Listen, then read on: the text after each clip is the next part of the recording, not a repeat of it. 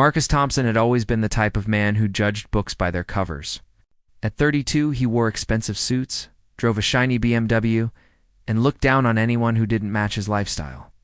He worked at a high-end marketing firm in downtown Chicago, where image meant everything.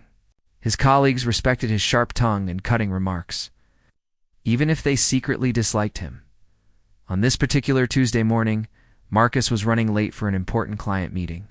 His usual coffee shop was packed, so he ducked into a small diner he'd never noticed before. The place looked worn down, with cracked vinyl seats and faded wallpaper. He wrinkled his nose at the smell of bacon grease and old coffee. Behind the counter stood a woman who looked to be in her 40s. Her graying hair was pulled back in a simple ponytail, and she wore a stained apron over a plain uniform. Her hands looked rough from years of hard work, and there were tired lines around her eyes. She moved slowly, as if every step caused her pain. "What can I get you?"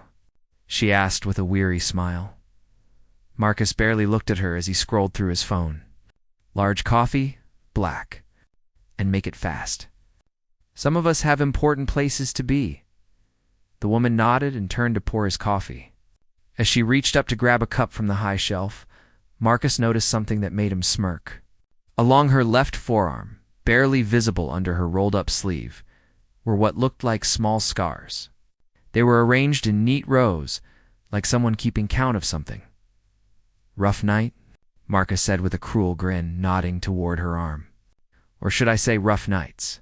Looks like you've been keeping score?" The woman's face went pale. She quickly pulled her sleeve down and turned away, but not before Marcus saw the hurt flash across her features. She handed him his coffee with shaking hands, avoiding eye contact. "That'll be $2.50, she whispered. Marcus threw $3 on the counter and chuckled. "Keep the change. You look like you need it more than I do." As he walked toward the door, he heard other customers shifting uncomfortably in their seats. An elderly man at a corner table glared at him with disgust. A young mother covered her child's ears, but Marcus didn't care. He was used to making people uncomfortable with his harsh words. "People like her are why this neighborhood's going downhill," he muttered, loud enough for everyone to hear. "He can't even handle a simple coffee order without falling apart." The woman behind the counter stood frozen. Her eyes filled with tears she was trying hard not to shed. Her co-workers gathered around her, offering comfort and shooting angry looks at Marcus's retreating figure outside the diner. Marcus felt pleased with himself. He'd gotten his coffee and put someone in their place. In his world, weakness was something to be mocked, not pitied. He climbed into his BMW and drove off. Already forgetting about the encounter, what Marcus didn't know was that those marks on the woman's arm weren't what he thought they were. Each small scar told a story of incredible courage and sacrifice. Each one represented a life saved, a moment when she had chosen to help others despite the cost to herself. The woman's name was Sarah Martinez. She had been working at the diner for only 6 months. Before that, she had spent 20 years as a paramedic, running toward danger when everyone else ran away. The scars on her arm weren't from self-harm or keeping track of bad decisions. They were from saving lives. Every mark told a story. The first one came from crawling into a burning building to rescue a trapped child. A piece of hot metal had sliced her arm as she carried the unconscious girl to safety. The second came from a car accident where she'd cut herself on broken glass while freeing a teenager from a crushed vehicle. Over the years, the marks had accumulated.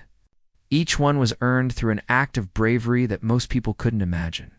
She'd pulled people from icy rivers, climbed into unstable buildings after earthquakes, and run into situations where gunshots were still being fired.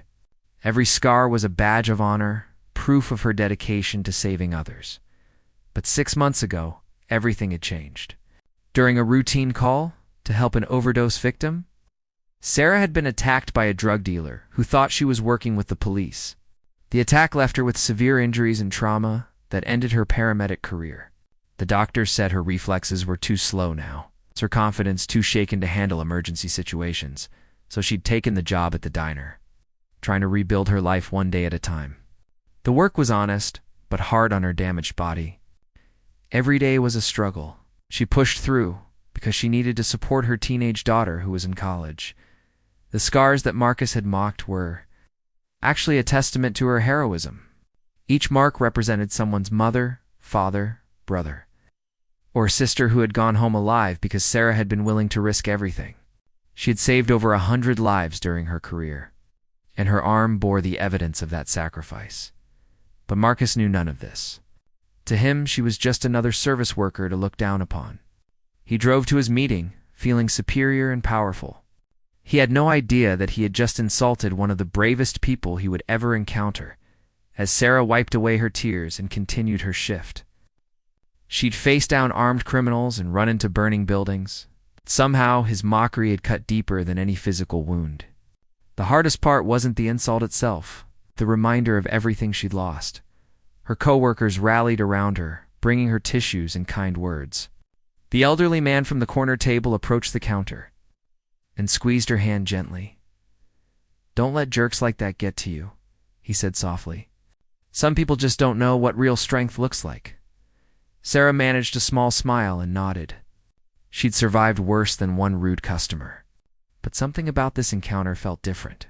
Maybe it was the way he'd looked at her scars with such disgust, as if they made her less human.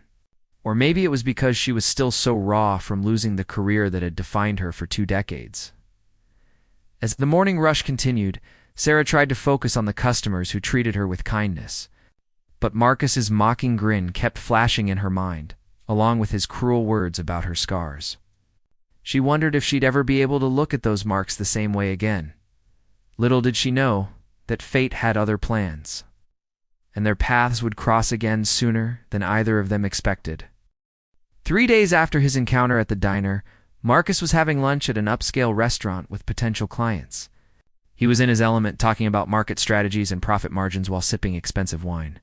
The restaurant was the kind of place where a single meal cost more than most people made in a day. The key to success? Marcus was saying to the well-dressed couple across from him, is knowing your worth and never settling for less. Too many people accept mediocrity because they don't have the backbone to demand better. Mrs. Harrison. One of the clients nodded politely but seemed uncomfortable with his harsh tone. Her husband looked more interested in the conversation, though he occasionally glanced around the restaurant with a worried expression. Take service workers, for example, Marcus continued, cutting into his expensive steak. They accept low wages and poor treatment because they know they don't have the skills or ambition to do anything else. It's really quite simple when you think about it. As he spoke, Marcus noticed a commotion near the entrance. A man in his 70s was clutching his chest and struggling to breathe. The well-dressed diners around him were backing away, unsure of what to do. Some pulled out their phones to call for help, but most just stared in shock. "Oh my goodness," Mrs. Harrison gasped, covering her mouth with her hand. "That poor man is having a heart attack." Marcus barely glanced over. "The ambulance will be here soon enough. These things happen to older people. Nothing we can do about it." But then something unexpected happened. A woman burst through the restaurant's back door, still wearing a stained apron over her diner uniform. It was Sarah, the same woman Marcus had mocked just 3 days earlier. She must have been making a delivery to the restaurant's kitchen. Without hesitation, Sarah dropped to her knees beside the collapsed man. She checked his pulse and breathing with practiced efficiency, then began performing CPR. Her movements were swift and confident, completely different from the hesitant woman Marcus had encountered at the diner. "Call 911 now," she shouted to the stunned crowd. "Tell them we have a cardiac arrest victim, male, approximately 70 years old. I need someone to find an AED if this place has one." Marcus watched in amazement as Sarah worked. This was the same woman he'd dismissed as weak and pathetic, yet here she was taking charge of a life-or-death situation. Her hands moved with precision as she performed chest compressions, counting under her breath. "Sir, can you hear me?" Sarah called to the man. "Stay with me. Help is coming." A restaurant manager appeared with a small medical kit. Sarah quickly opened it and pulled out what she needed. She worked with the calm efficiency of someone who had done this many times before. There was no panic in her movements, no hesitation in her decisions. The man's color began to improve slightly under Sarah's care. She adjusted her position and continued the life-saving compressions, sweat beading on her forehead from the physical effort. Some of the other diners had formed a respectful circle around them. They were clearly out of their depth. "Ma'am," a young waiter said nervously, "are you a doctor?" "Paramedic," Sarah replied, without stopping her work. 20 years. Though I'm retired now, Marcus felt a strange sensation in his stomach. He remembered the scars on her arm and his cruel comments about them. Suddenly, those marks seemed less like signs of weakness and more like something else entirely. The ambulance arrived within minutes, and Sarah smoothly transitioned the patient's care to the EMTs. She briefed them quickly and professionally, using medical terms that Marcus barely understood. The paramedics treated her with obvious respect, thanking her for her skilled intervention. "You probably saved his life," one of the paramedics said as they prepared to transport the patient. "Good work." Sarah nodded modestly and stepped back as they wheeled the man out. The restaurant slowly returned to normal, though many diners were still talking about what they'd witnessed. Sarah began to gather herself to leave, brushing off her apron and checking her watch. "Excuse me," Mrs. Harrison called out, approaching Sarah with tears in her eyes. "Thank you so much for what you did. That was incredible." "Just doing what needed to be done," Sarah replied quietly. "I'm glad I was here." As Sarah walked toward the exit, she passed directly by Marcus's table. For a moment, their eyes met. Sarah's expression was neutral, showing no recognition of their previous encounter. But Marcus felt a wave of shame wash over him. This was the woman he'd mocked for her scars, dismissed as worthless, treated like she was beneath him. "Wait," Marcus found himself saying, before he could stop himself. Sarah paused and looked at him with tired eyes. "Yes." Marcus opened his mouth to speak, but found himself at a loss for words. How could he explain the thoughts racing through his mind? How could he apologize for his behavior without sounding fake or self-serving? "That was amazing what you just did," he finally managed. Sarah studied his face for a moment. "Have we met before?" Marcus felt heat rise in his cheeks. "I don't think so," he lied, unable to meet her gaze. Sarah nodded and continued toward the door.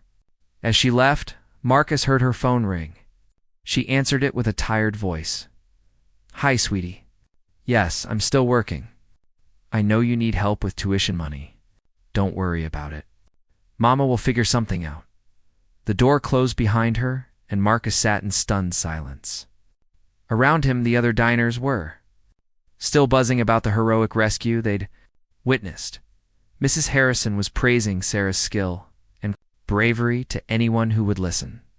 "Woman was remarkable," she said to her husband.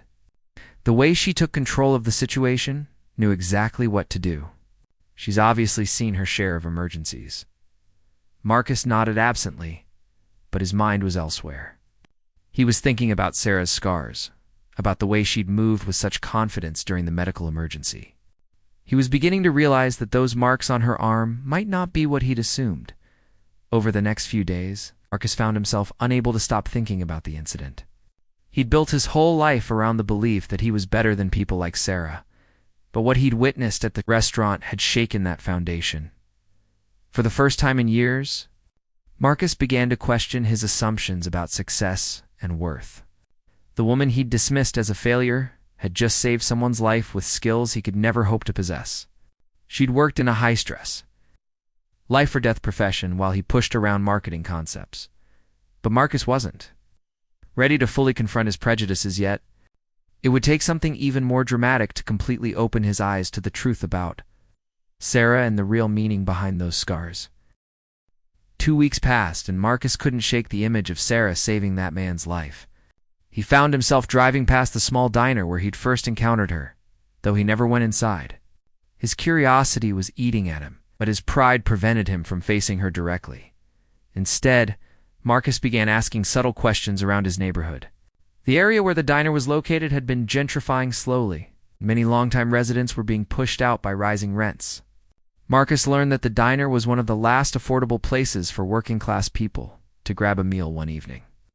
Marcus was at a local bar when he overheard two firefighters talking at the next table. They were discussing recent calls and sharing stories from their shifts. Marcus found himself listening intently when one of them mentioned a familiar name. "You remember Sarah Martinez?" the older firefighter asked his partner. "Used to work downtown with the paramedic unit?" "Of course," the younger man replied.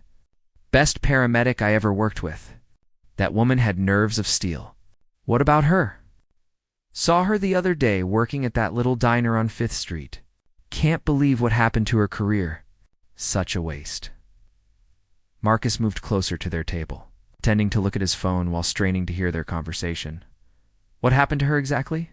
the younger firefighter asked. "I heard she got hurt on a call, but nobody wanted to talk about details." The older man shook his head sadly. "Drug bust went wrong about 8 months ago. She was responding to an overdose call in that rough neighborhood on the south side.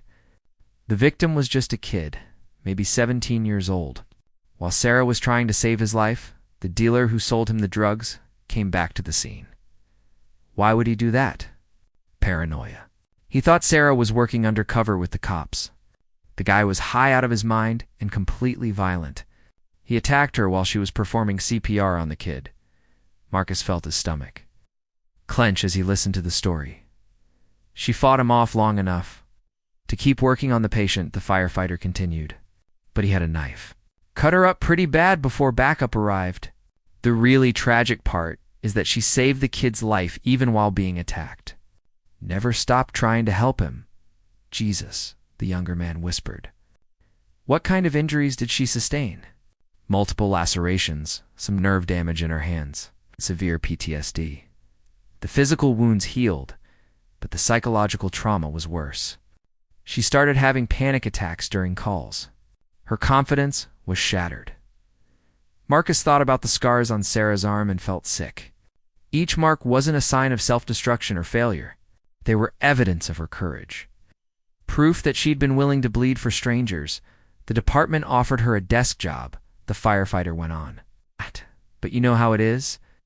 Once you've been out there saving lives, pushing papers feels like dying slowly. She tried to come back to active duty, but the panic attacks were too severe. Finally had to retire. Such a shame. She must have saved hundreds of lives over the years. More than that. I worked with her on the scene of that apartment fire 5 years ago. Remember the one where the whole building was about to collapse? She went back inside 3 times to pull people out. Got trapped under falling debris during the last rescue. That's where most of those scars came from." Marcus remembered seeing Sarah's arm and making cruel jokes about keeping score.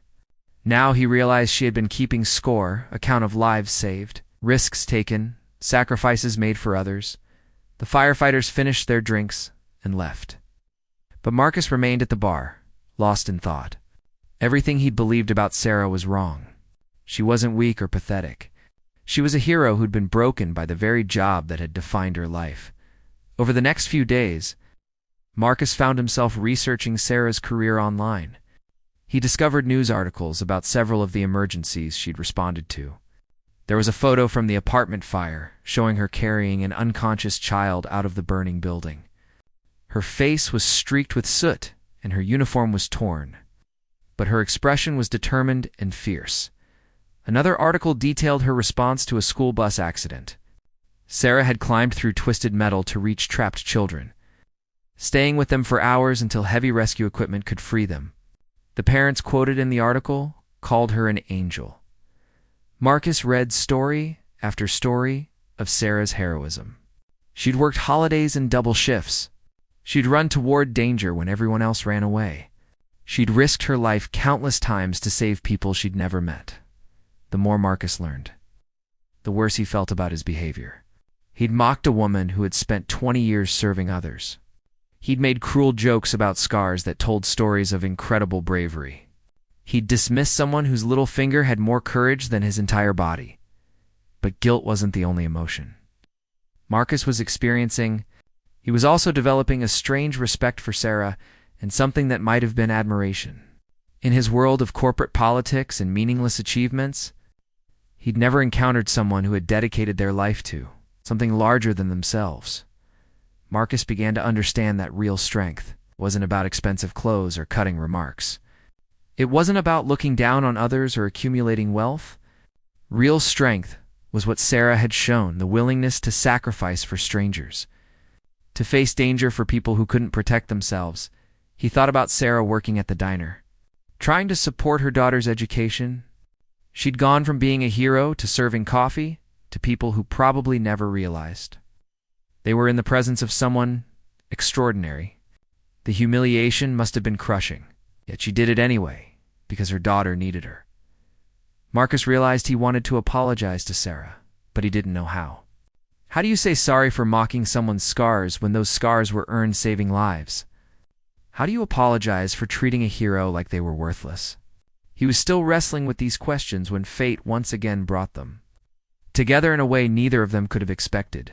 This time Marcus would see firsthand just how deep Sarah's courage ran, and how many lives she'd actually saved during her remarkable career. Marcus had spent 3 sleepless nights trying to figure out how to approach Sarah. Every draft of an apology letter sounded hollow and self-serving. Every imagined conversation ended with her walking away in disgust. He was beginning to think he'd lost his chance to make things right. Then, on a rainy Thursday evening, Marcus was driving home from work when he witnessed something that changed everything. A city bus had skidded on the wet pavement and crashed into a concrete barrier. The impact had been severe, and Marcus could see smoke rising from the engine compartment. Without thinking, Marcus pulled over and called 911. Other drivers were stopping too, but most were just taking photos with their phones or standing at a safe distance. The bus was tilted at a dangerous angle, and Marcus could hear screaming from inside. That's when he saw her. Sarah was running across the street, having apparently been walking home from her shift at the diner. She was still wearing her uniform, and her hair was damp from the rain. But there was something different about her posture, something purposeful and determined that Marcus hadn't seen since the restaurant incident. "Stay back," Sarah called to the gathering crowd as she approached the bus. The vehicle could shift or catch fire. She climbed up to the bus door, which was jammed shut from the impact. Through the windows, Marcus could see passengers trapped inside, some of them clearly injured. An elderly woman near the back was unconscious, and a young man in the front seat was bleeding from a head wound. Sarah tried to force the door open, but it wouldn't budge. She looked around frantically, then spotted a loose piece of metal from the concrete barrier. Using it as a lever, she managed to pry the door open just enough to squeeze inside. "I'm here to help," she announced to the terrified passengers. "I'm a paramedic. Is anyone seriously injured?" Marcus watched in amazement as Sarah took control of the chaotic situation. She quickly assessed each passenger, prioritizing the most severely injured. Her movements were calm and efficient, just like at the restaurant. But now Marcus understood where that skill came from. "You," Sarah said, pointing to a teenager with minor cuts, "help me get Mrs. Chen to the door. She needs immediate medical attention." The unconscious elderly woman was Sarah's first priority. With the teenager's help, she carefully maneuvered the woman toward the exit. But as they were moving her, the bus shifted slightly. Everyone inside screamed. "The support beam is cracking," someone shouted from outside. The whole thing could collapse. Any rational person would have evacuated immediately. The bus was clearly unstable, and staying inside was risking death. But Sarah didn't even hesitate. "We're getting everyone out," she said firmly. Starting with the most injured. One by one, Sarah helped evacuate the passengers. She supported the injured, carried those who couldn't walk, and kept everyone calm with her steady voice and professional demeanor. Each time she went back inside, Marcus expected the bus to collapse. During her 4th trip into the bus, Marcus saw something that made his blood run cold. Sarah was helping an injured man toward the exit when her sleeve caught on a jagged piece of metal. As she pulled free, the metal sliced across her arm, adding yet another scar to her collection. But Sarah barely seemed to notice. She just pulled her sleeve down and continued helping the injured passenger. Blood seeped through the fabric, but she didn't stop working. "That's everyone from the main section." Sarah called out to the emergency responders who had finally arrived. "But I think I heard someone crying from the back. The bus is too unstable for a full search team." "I'm going back in, ma'am," You can't, one of the paramedics said. The structural engineers haven't cleared the vehicle. It's too dangerous. Sarah looked at the paramedic with steely determination. There's someone still in there. I can hear them. Before anyone could stop her, Sarah climbed back into the tilting bus. Marcus held his breath as he watched her disappear into the wreckage. The sound of groaning metal filled the air, and several people in the crowd gasped in fear. Minutes passed that felt like hours. Then Sarah emerged, carrying a small child who couldn't have been more than 5 years old. The little girl was crying but appeared uninjured. Sarah had found her hiding under a seat in the very back of the bus. As Sarah handed the child to a waiting paramedic, the bus finally gave way. The entire structure collapsed onto itself with a thunderous crash. If Sarah had been inside for even 30 seconds longer, she would have been killed. The crowd burst into spontaneous applause, but Sarah seemed oblivious to the attention. She was focused entirely on making sure the little girl was okay, speaking to her in soothing tones and checking for injuries. "You're very brave," Sarah told the child gently. "Your mommy and daddy are going to be so proud of you." Marcus watched as Sarah worked. Alongside the official emergency responders, they clearly knew who she was and treated her with enormous respect. One of the paramedics even asked for her assessment of the more seriously injured. Passenger Sarah Martinez, the senior paramedic, said warmly, "I should have known you'd be first on scene." Some habits never die, huh? Sarah managed a tired smile. "Just happened to be walking by Tom. How long until the trauma unit arrives?" 5 minutes out." "You probably saved 3 or 4 lives tonight. That elderly woman wouldn't have made it if you hadn't gotten her out when you did." As the injured were loaded into ambulances, Marcus approached Sarah. She was sitting on a nearby bench, finally allowing herself to rest. Her arm was still bleeding through her sleeve. Her uniform was torn and dirty from crawling through the wreckage. "That was incredible," Marcus said quietly. Sarah looked up at him with exhausted eyes. This time, recognition flickered across her face. "You're the man from the coffee shop," she said. "And the restaurant." Marcus nodded, shame flooding through him. "Yes, and I owe you an apology." "Several apologies, actually." Sarah studied his face for a moment. "For what?" "For being cruel to you, for mocking your scars, for treating you like you were worthless." Marcus took a deep breath. "I had no idea who you were or what those scars represented." "Who am I?" Sarah asked curiously. "You're a hero," Marcus said simply. "Those scars on your arm aren't marks of weakness. They're proof of your courage. Each one tells a story of a life you saved, a risk you took to help someone else." Sarah looked down at her bleeding arm, then back at Marcus. "How do you know about that?" "I've been learning about your career. The apartment fire, the school bus accident, all of it. I know what happened during your last call, why you had to retire."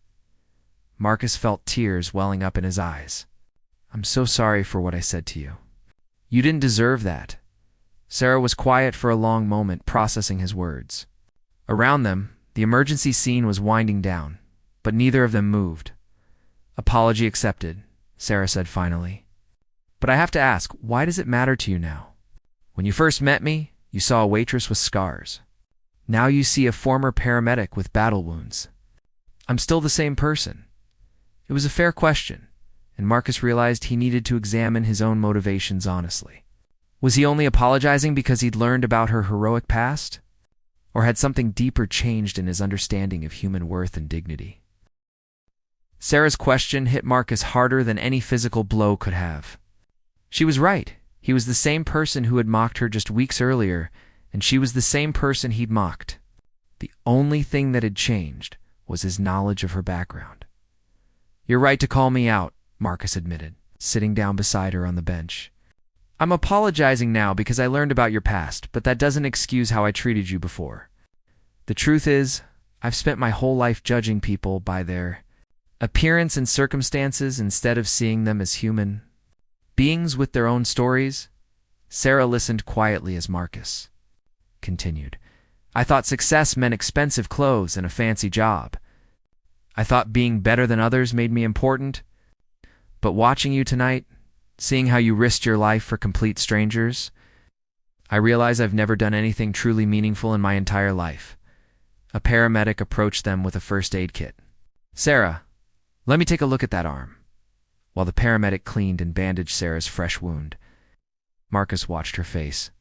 She didn't complain about the pain or ask for any special attention. She just sat patiently, occasionally wincing, but never making a sound. There you go, the paramedic said, finishing the bandage. Try to keep it dry for a few days.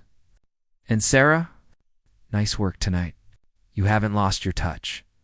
After the paramedic left, Marcus and Sarah sat in comfortable silence for a while. The rain had stopped, and the emergency vehicles were beginning to disperse. Soon they would be alone. Can I ask you something? Marcus said finally. Sure. How many people have you saved over the years? I mean, do you actually keep count? Sarah smiled sadly and rolled up her sleeve to reveal the full extent of her scars. Marcus counted at least 30 distinct marks, possibly more. Each one told a story of courage and sacrifice. I never kept an official count, Sarah said. But every scar represents someone who went home to their family because I was willing to get hurt helping them. This one, she pointed to a jagged mark near her wrist, came from pulling a woman out of a car that was about to explode. This one, she indicated a smaller scar, was from climbing into a collapsed building after an earthquake. Marcus listened in awe as Sarah described the circumstances behind several of her scars. There was the house fire, where she'd saved twin babies. The industrial accident where she'd crawled through toxic chemicals to reach trapped workers, and the river rescue where she dislocated her shoulder, pulling a drowning teenager to safety. The one that ended my career, Sarah said. Touching a particularly prominent scar came from that drug dealer's knife. But you know what? I'd do it again. That 17-year-old kid is alive today because I didn't stop working on him even while being attacked. Do you ever regret it? Marcus asked. Giving up so much of yourself for others? Sarah considered the question carefully. I regret losing my career. I regret not being able to help people the way I used to. But I don't regret any of the risks I took or the injuries I sustained.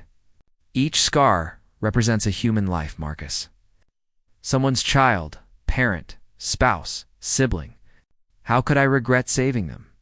Marcus felt a profound shift happening inside himself. He'd spent 32 years believing that life was about accumulating wealth and status, about being better than other people. But Sarah had found meaning in service and sacrifice, putting others' needs before her own safety and comfort. I've been thinking about what you said at the diner, Sarah continued. About people accepting mediocrity because they don't have backbone. You were talking about me, weren't you? Marcus nodded shamefully. Yes, and I couldn't have been more wrong. The thing is, Sarah said, I understand why you might see it that way. I work in a diner now, serving coffee to people who probably make more in an hour than I make in a week.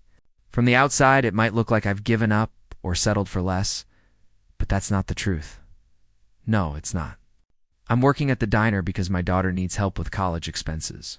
She's studying to be a doctor, inspired by all the stories I told her about helping people. Every shift I work, every difficult customer I serve with a smile, is an investment in her future. Marcus thought about his own relationship with his parents, how he distanced himself from them because they weren't successful enough to fit into his new lifestyle. He couldn't remember the last time he'd made a sacrifice. For anyone else's benefit, your daughter's lucky to have. He was a mother, he said. She's worked hard to get where she is. But college is expensive, and my disability pension doesn't cover everything. The diner job is honest work, and it pays the bills. There's no shame in that. As they talked, Marcus found himself sharing things he'd never told anyone.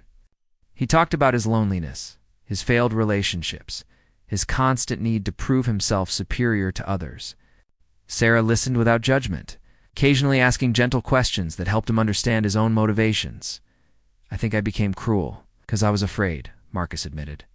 Afraid that if I didn't look down on others, they might see through my facade and realize I'm not as successful or important as I pretend to be. Success isn't about what you have, Sarah said. It's about who you are and how you treat others. The richest person I know is a janitor at the hospital where I used to work. He has almost nothing material, but he's kind to everyone he meets. He brightens people's days just by being himself. I want to change, Marcus said suddenly. I want to be better than I've been, but I don't know how to start. Sarah smiled. The first genuine smile he'd seen from her since their initial encounter. Start by seeing people as individuals with their own stories and struggles. Everyone you meet is fighting battles you know nothing about. A little kindness and respect goes further than you might think, they exchanged. Phone numbers before parting ways that night. Marcus drove home with his mind racing, thinking about everything Sarah had shared with him. For the first time in years, he felt genuinely inspired to become a better person. But change, Marcus would soon discover, was harder than simply wanting it. Old habits and attitudes didn't disappear overnight, and his first attempts at becoming a better person would be clumsy and sometimes misguided. The next morning, Marcus woke up with renewed determination. He looked at himself in the mirror and made a promise to honor Sarah's example by treating everyone with dignity and respect. He had no idea how challenging that commitment would be to keep, or how soon his resolve would be tested in ways he never expected. Over the next few weeks, Marcus struggled to implement the changes he'd promised himself. His first attempts at kindness felt awkward and forced. When he complimented his secretary's new haircut, she looked at him suspiciously, wondering what he wanted. When he thanked the janitor for his hard work, the man seemed genuinely shocked that Marcus had even noticed him. The truth was, Marcus had built such a reputation for arrogance and cruelty that people didn't trust his sudden transformation. His colleagues at work whispered among themselves, speculating about what had caused his change in behavior. Some thought he was having a breakdown. Others suspected he was trying to manipulate his way into a promotion. But Marcus persisted. He started volunteering at a local food bank on weekends, though he had to admit his motivations weren't entirely pure. Part of him hoped that Sarah might hear about his charitable work and think better of him. He also found himself driving by the diner regularly, though he still couldn't bring himself to go inside. 3 weeks after the bus accident, Marcus finally worked up the courage to enter the diner. It was during the lunch rush, and Sarah was bustling between tables with practiced efficiency. She looked up when he walked in. Their eyes met across the crowded restaurant. "Sit anywhere you'd like," Sarah called out, her voice professionally polite but not unfriendly. Marcus chose a small table near the window and waited nervously. When Sarah approached with a menu and a glass of water, he could see the fresh bandage still on her arm from the bus incident. "How are you healing?" he asked, nodding toward her arm. "It's fine," Sarah replied. "Just another small addition to the collection. What can I get you today?" Marcus ordered a simple sandwich and coffee, then surprised Sarah by asking, "How's your daughter doing with her studies?" Sarah's expression softened slightly. "She's doing well, thank you for asking. Just started her clinical rotations. She's hoping to specialize in emergency medicine, following in her mother's footsteps. In some ways, yes, though hopefully with a longer and less eventful career than mine," as Sarah turned to place his order. Marcus noticed an older customer at another table, snapping his fingers impatiently and calling out rudely for more coffee. Sarah moved to help him, maintaining her professional composure even as the man berated her for being slow. "This place used to have decent service," the man complained loudly. "Now they hire people who can barely handle a simple coffee order." Marcus felt his temper flare. He stood up abruptly, walked over to the man's table, and spoke in a voice that carried across the entire diner. "Excuse me, sir, but I need you to stop talking to her that way." The older man looked up in surprise. "I'm sorry, who are you?" "I'm someone who knows that the woman serving your coffee is a hero," Marcus said firmly. "She spent 20 years as a paramedic, saving people's lives. She's probably saved more lives than you could count, and she deserves your respect, not your insults." A hush fell over the diner as other customers turned to listen. Sarah looked mortified, clearly uncomfortable with being the center of attention. "Marcus," she said quietly, "it's really..." But Marcus wasn't finished. "No, it's not okay. You've dedicated your life to helping others, and you shouldn't have to endure abuse from someone who doesn't know the first thing about you." The older customer looked embarrassed now, especially with everyone in the diner staring at him. I didn't know, he muttered. I was just having a bad day. We're all having bad days, Marcus replied, his voice gentler now. But that doesn't give us the right to take it out on people who are trying to help us. After the incident, the diner slowly returned to normal conversation levels. Marcus returned to his table, where Sarah soon brought his food. Thank you for standing up for me, she said, but you didn't need to do that. I can handle difficult customers. I know you can, Marcus replied. You can handle things that would terrify most people, but that doesn't mean you should have to handle them alone. Sarah sat down across from him for a moment, ignoring the other tables that needed attention. You really are trying to change, aren't you? I'm trying. Some days are better than others. But I meant what I said that night after the bus accident. I want to be better than I was. What's motivated this transformation? Really? Marcus considered his answer carefully. Meeting you showed me what courage actually looks like. I spent years thinking I was strong because I could tear other people down with words, but real strength is what you showed me, the willingness to sacrifice for others, to help people even when it costs you something. Over the following weeks, Marcus became a regular customer at the diner. He'd come in for lunch or coffee, and he and Sarah would have brief conversations when she wasn't busy. Marcus learned more about her daughter's progress in medical school, and Sarah learned about Marcus's efforts to volunteer and treat people more kindly. One afternoon, Sarah approached Marcus's table with an envelope in her hand. She looked nervous, which was unusual for her. I have something to ask you, she said, sitting down across from him. My daughter is graduating from medical school next month. They're having a ceremony to honor the students, and families are invited to attend.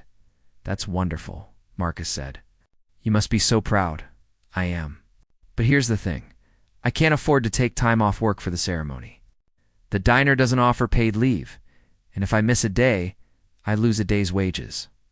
With her student loans and the costs of starting her residency, I just can't afford it. Marcus felt his heart breaking for Sarah. After all her sacrifices, all the lives she'd saved, all the ways she'd supported her daughter's dreams, she might miss one of the most important moments of her daughter's life because of money. How much would you lose by missing work that day? Marcus asked. It's not just one day, Sarah explained. It's in California, so I'd need to fly out and stay overnight. Between the lost wages and travel expenses, it would probably cost me around $800 that I just don't have. Marcus didn't hesitate. Let me help you. Sarah shook her head immediately. Oh no, I couldn't accept that.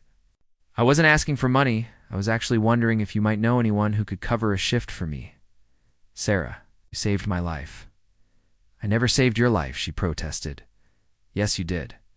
Maybe not from physical death, but from a spiritual one. You showed me what it means to be truly human, to care about something bigger than yourself. You gave me a purpose I'd never had before. Marcus pulled out his phone and opened his banking app. Before Sarah could stop him, he transferred $1,000 to the diner's account with instructions to credit it to Sarah's paycheck. Marcus. No, Sarah said, tears welling up in her eyes. I can't let you do this. It's already done, Marcus said gently. And it's not charity, it's gratitude. You've given me something invaluable. This is just a small way of saying thank you. Sarah wiped her eyes and looked at Marcus with a mixture of gratitude and disbelief. Why are you doing this? Because you taught me that the measure of a person isn't what they accomplish for themselves, but what they're willing to sacrifice for others.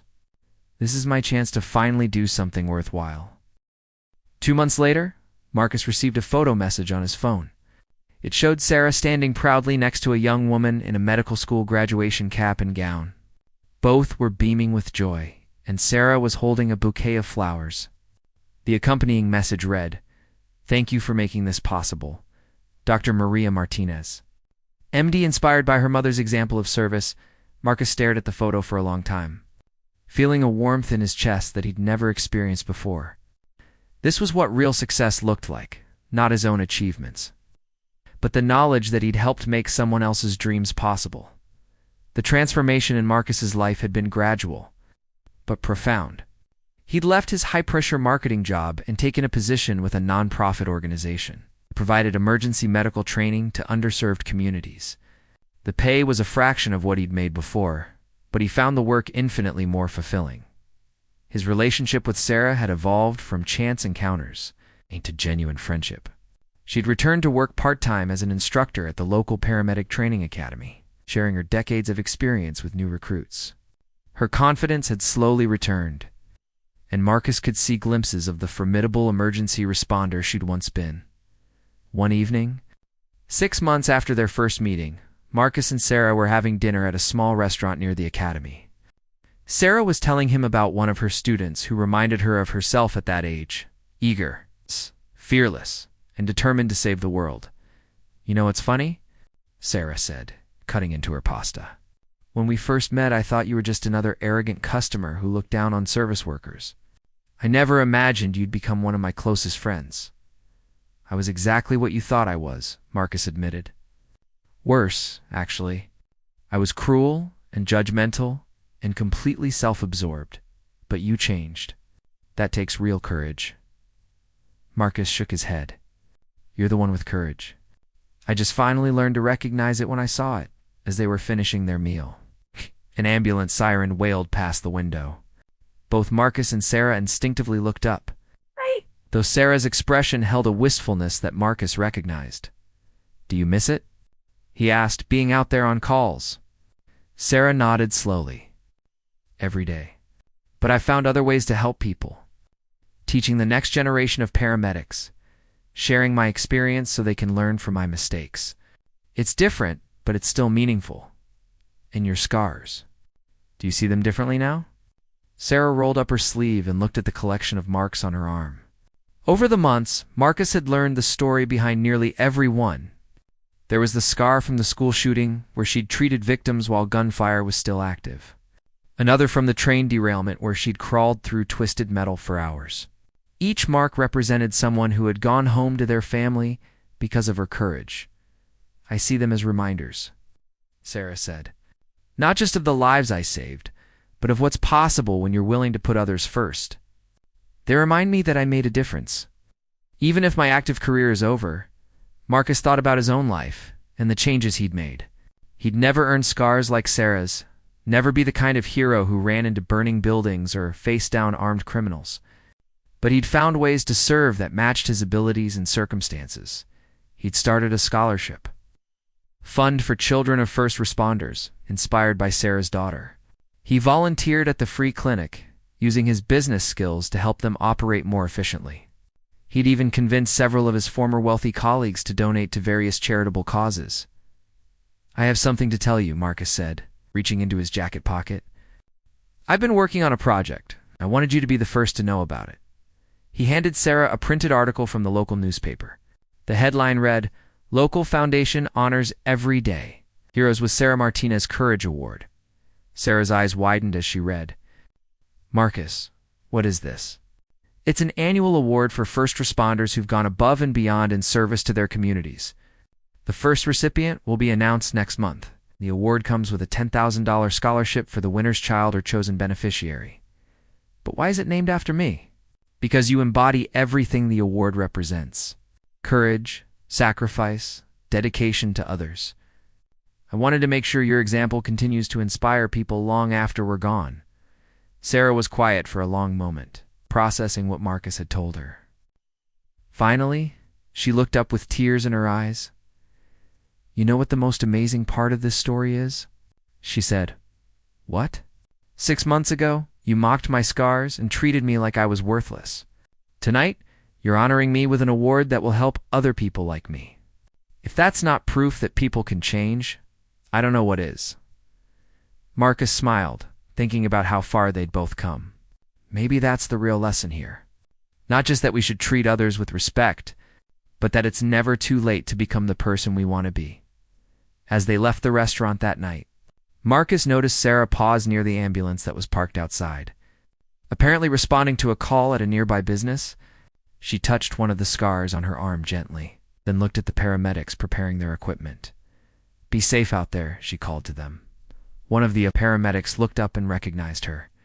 "Sarah Martinez. I heard you were teaching at the academy now. You trained half our unit."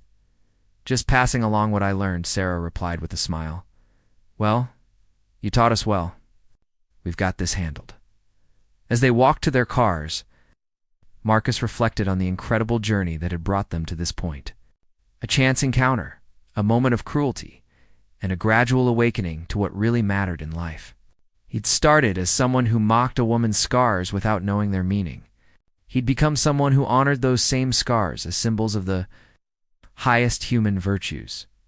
The scars on Sarah's arm told a story of 121 lives saved, 121 moments when she'd chosen courage over safety, service over self-interest.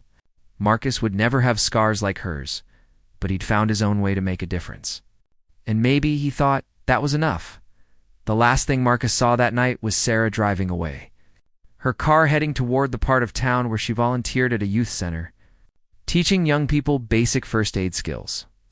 Even after everything she'd been through, even after losing the career that had defined her, she was still finding ways to serve others. As Marcus drove home, he touched the small scar on his own hand, a minor cut he'd gotten while volunteering at the food bank. It was nothing compared to Sarah's collection, but it reminded him of something important. Everyone has the potential to help others, to make sacrifices that matter, to earn their own scars in service of something greater than themselves. The story of Sarah's 121 scars had become the story of Marcus's transformation, and perhaps, in some small way, an inspiration for others to look beyond surface judgments and see the heroism that often hides in plain sight.